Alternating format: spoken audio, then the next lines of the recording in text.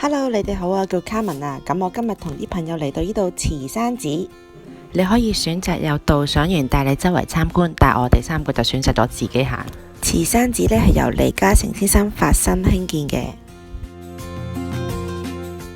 呢度真係好乾淨，周圍都好乾淨，好清潔。數白觀音像呢，總高有76米咁高嘅喎。喺右手呢，佢就持有一個智慧寶珠，亦都叫做摩尼珠。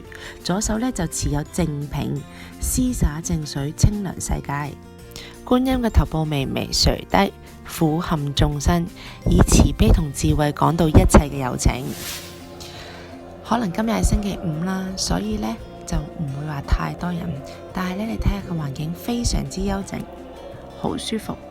但係都記住喎，喺網上或者打電話嚟預約先可以入嚟㗎。其實我冇影到殿堂裡面嘅嘢，因為之前網上 check 過呢話唔俾影嘅，所以我影下外觀俾你睇下。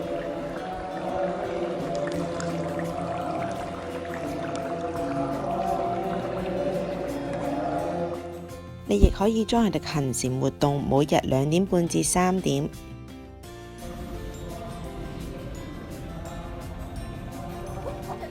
呢度呢就係個齋堂啦，而佢哋呢有茶同埋咖啡供應嘅喎。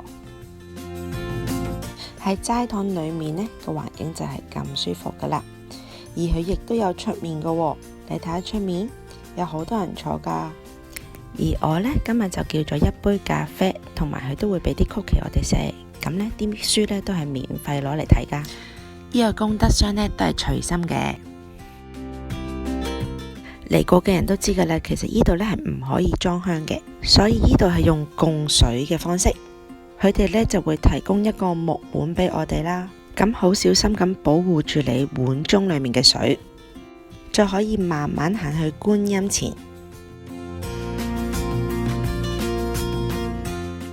然後許願之後呢，你就可以將啲水慢慢倒入去。而下面個水箱呢，就係循環用嘅喎，所以你供嘅水呢，就係愛嚟淋花側邊嘅花花草草嘅。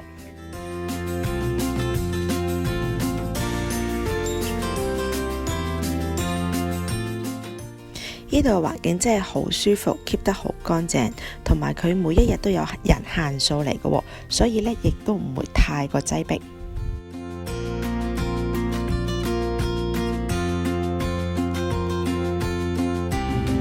記住着有袖嘅衫同埋長褲，7分褲都可以嘅，唔可以着短褲嚟㗎。